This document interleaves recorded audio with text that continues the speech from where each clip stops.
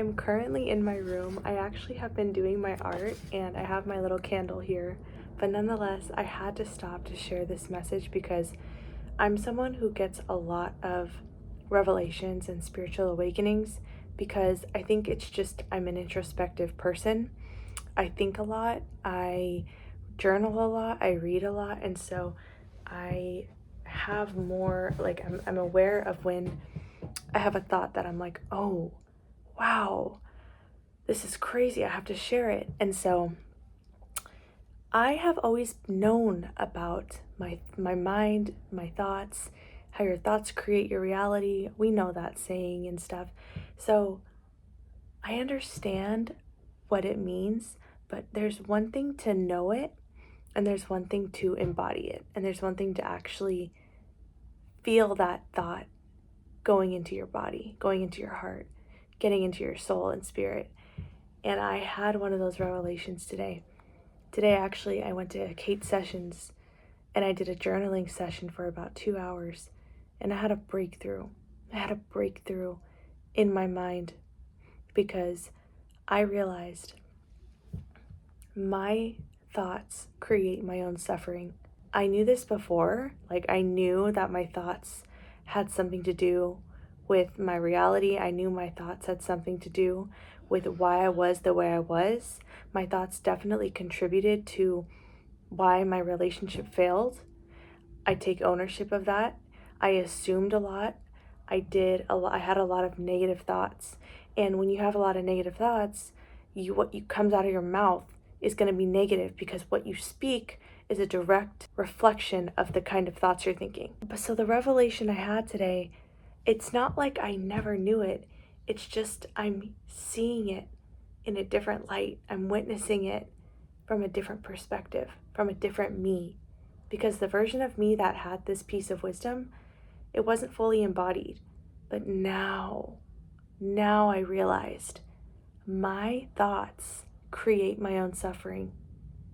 If I'm feeling sad about something, if I'm feeling unsettled about something, if I'm stuck in the past, if I can't move on from something and it's taking me a long time to get over something or someone, I know I finally understand now that it's because the thoughts I'm thinking about the situation or the person are depressing me.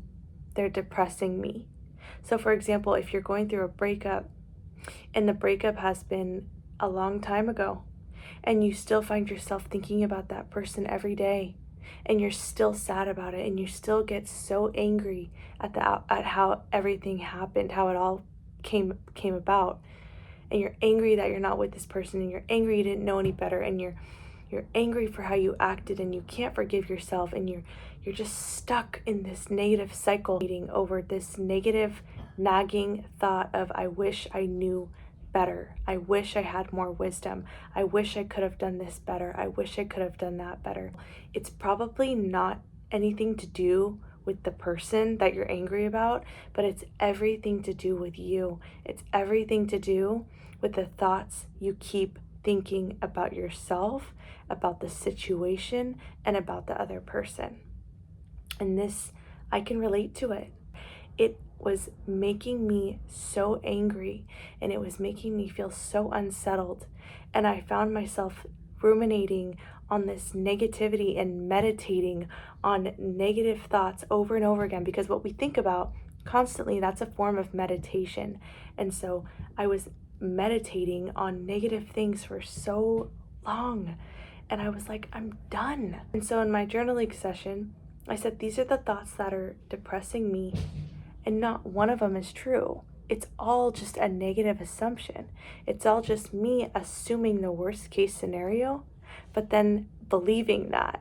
So, believing the worst case scenario instead of actually leading myself with truth and leading myself with wisdom and thinking about truthful things and things that are pure, like Philippians 4:8. I'll put the verse down here.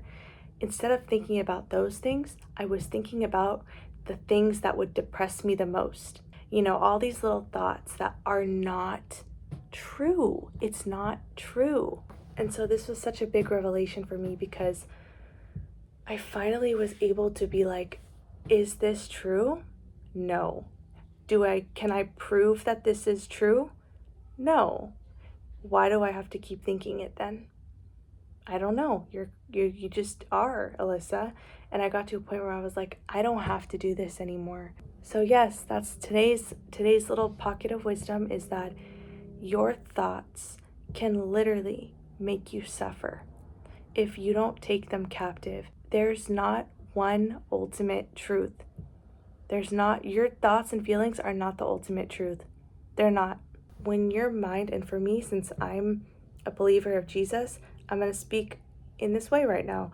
And I'm going to say, this is what happens when you don't set your mind on things above, when you don't set your mind on God. This is exactly what happens to your mind when you let it wander and drift. Your mind is fragile. Our minds are fragile.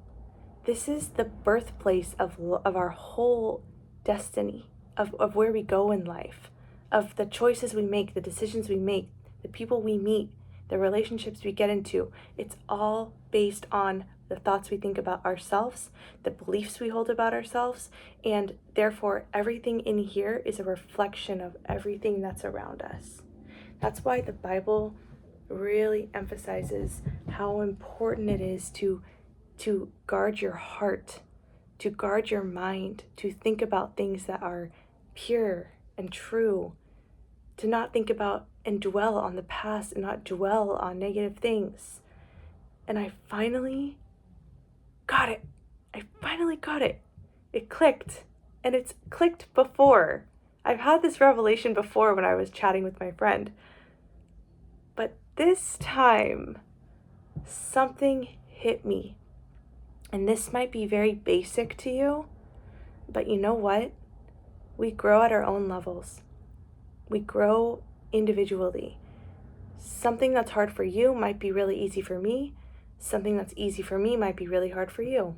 And let's remember that when we focus and ruminate on things that are just assumptions, that are just negative thoughts, that are just our feelings, and they're not the truth, but they're just assumptions, we can create our suffering and we can create negative circumstances for ourselves. It's a self-fulfilling prophecy when you think and dwell on the negative thoughts in your mind about yourself, about others, about your situation, about your circumstances, about your job, about your opportunity, about how much money you can make, anything in life.